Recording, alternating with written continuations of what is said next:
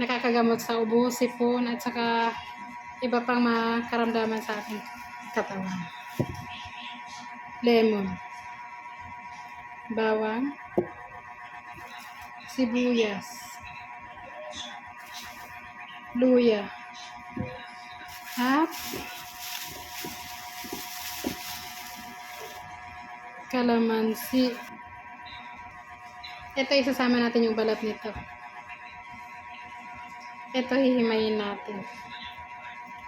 Siyempre, babalatan natin yung sibuyas at babalatan din natin yung luya. May isa pa palang kulang na sangkap. Pure honey. Halos lahat ng mga sangkap dito, mura lang. Kasi ito, nabili ko siya isang piraso, 30 pesos, 30 pesos. Nabili ko sa kanya. Tapos yung bawang, 5 piso yung isang ganito. Isang buo yung babalatan ko kasi isang buo yung ilalagay ko sa aking gagawin.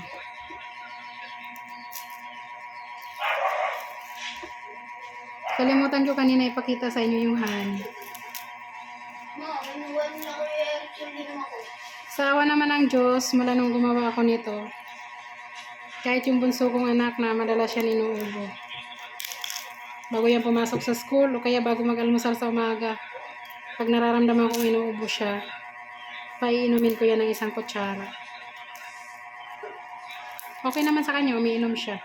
Kasi nga yung lasa niya, konting anghang lang. Mas nangingibabaw yung lasa ng honey. Lalo na kung nakababad na siya ng 2 linggo. Na ano na yung lasa niya. Nagsama-sama na. Gusto ko lang ituro sa inyo ito kasi ramdam ko yung hirap pag inuubo ka. Grabe kasi yung ubo ko. Dati, hindi lang last year, no mga nakararaang taon pa. Ganon, once na inubo ako, ilang buwan yan bago gagaling. Kung ano-anong herbal, kung ano-anong gamot ang iinumin ko para lang gumaling. Pero last year, halos hindi talaga siya gumaling. Uubuhin ako niya ng sobra-sobra kaya hirap. Kaya thankful ako nung nakita ko to. Sinubukan ko muna syempre bago ko ituro sa inyo. Maganda yung may preba. Masasabi mong, uy, totoo pala.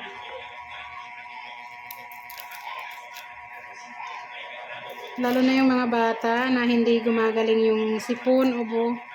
Maganda ito siya. Kasi ngayong isang pinsan ko, yung anak niya, sobrang ubo talaga niya. Sobrang ubo ng bata. Ngayon naman, sabi ko dun sa nanay, kasi yung tiyahin ko rin, ang daming nararamdaman sa katawan. Masakit lagi yung baywang, masakit yung sikmura. Sabi ko, i-try nyo to. Try nyo uminom nito dito sa bahay. Ayun, trinayin niya. Nung nanay, bago yung pinsan ko. Nagpunta rito at dala-dala yung anak niya. Sinishare ko rin sa kanila ito na gumawa sila nito. Kasi, mas maganda to talaga. Pang mabilisan mo magagamit pag nandyan lang nakagawa ka nito. Maganda talaga siya. Remedy. Remedy ba? Tama ba? Tapos sibuyas. Ano na kasi siya. May konting laman pa naman yung ginawa ko nung una. Pero konting-konti na lang talaga. Kaya isinalin ko siya sa maliit na lagayan. Dahil nga sabi ko naman, gagawa ko ng panibago. Kasi may natira pa naman akong honey nung gumawa ko nung una.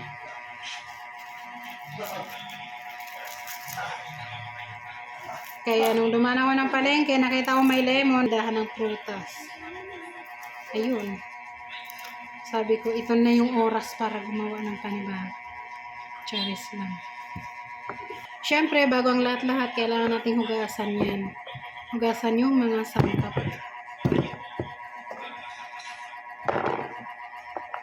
Hugasan na rin natin ito. Hiwain na natin siya. Itong lemon, kasama yung ano lang nito, buto. Ay, buto. Kainin mo. Oh, ano mo na? Kasama lang yung balat nito.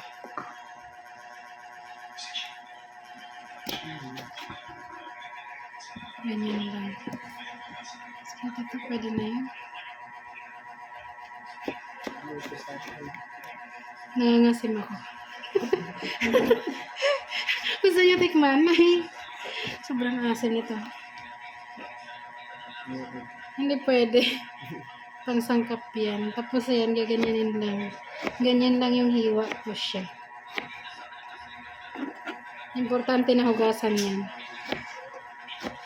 Ang cute ng aking kutsilyo. Ganyan siya. Haplasan mo siya. Maganda. Yun yung ano, yung itinuturo ko dati sa inyo. Pero hindi ko na kayo nabalikan kasi saglit lang naubos. Saglit lang naubos yung aking ginawang haplas. Kasi pag uwi ba naman galing ano, trabaho, haplas. Kaya saglit lang naubos. Tapos syempre, alam mo naman, pag tayong ganito, pag may nangangailangan, ipamimigay. Diba?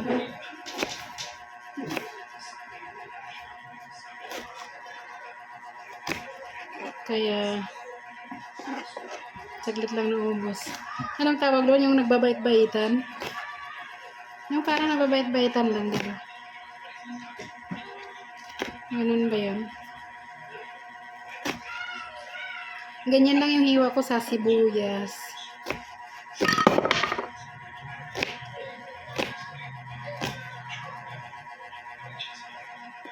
Hatiin ko lang yan siya. Ito isang buong bawang. Binalatan ko siya. Tapos syempre, hiwain ko rin.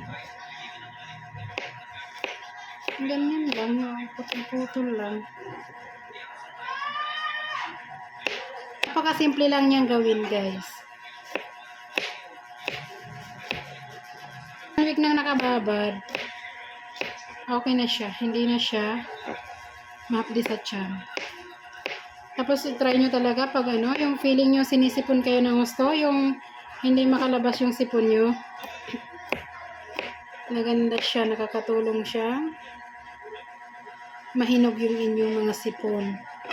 At saka nakakatanggal talaga siya ng katinang lalamunan. Pati ubo talaga. Promise.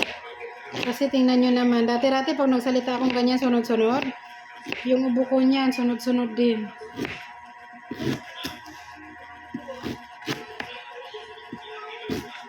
Feeling ko laging natutuyuan yung aking lalamunan. Mura lang yung ingredient niya. Maliban sa isang ingredient na medyo mahal. Tapos hirap pang hanapin. Yung honey. Pure honey.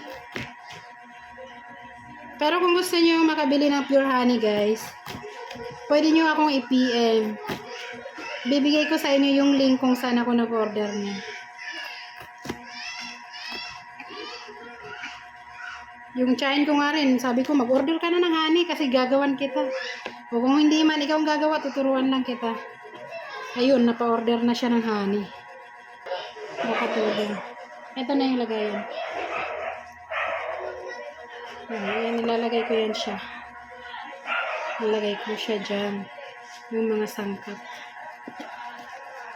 Kailangan yung ano nyo, yung garapon yung babasagin. Hindi pwedeng plastic. Kasi pag plastic yung ginamit nyo, yung amoy niya, yung plastic pag nakaano na, nandyan yung amoy niya.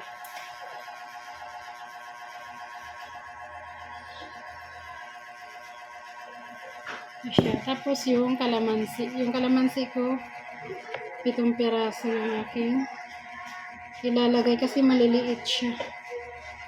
Hindi ko na isasama yung balat. Ano ko na lang, pipigain ko na lang.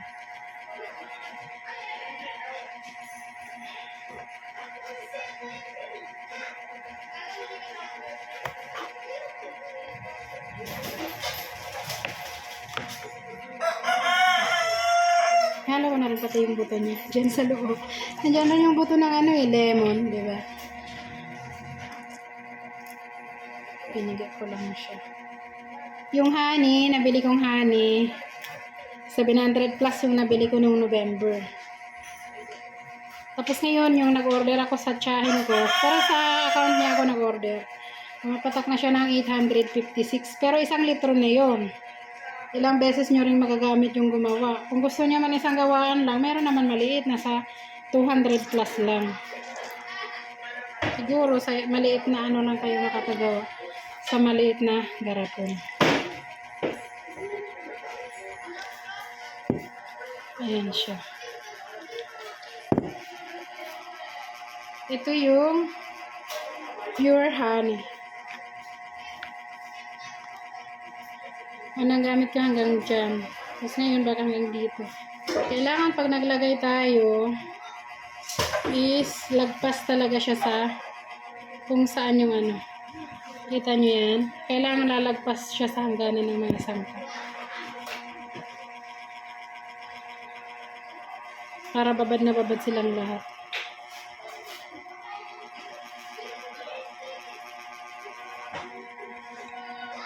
Kinabukasan, pwede mo na siyang inumin pag gusto mo. Ayan.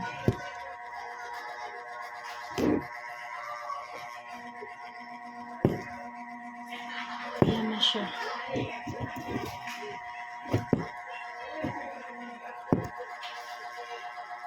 Hindi na lang tira. Isang gawaan pa. Pwede pa ito makagawa. Ito siya. Sa mga gustong makabili ng pure honey, i-message nyo ako para mabigay ko sa inyo yung link kung saan store ako bumili. Thank you guys for watching. Sana ay makatulong sa inyo at gumawa kayo nito para makatulong sa ating mga kalusugan.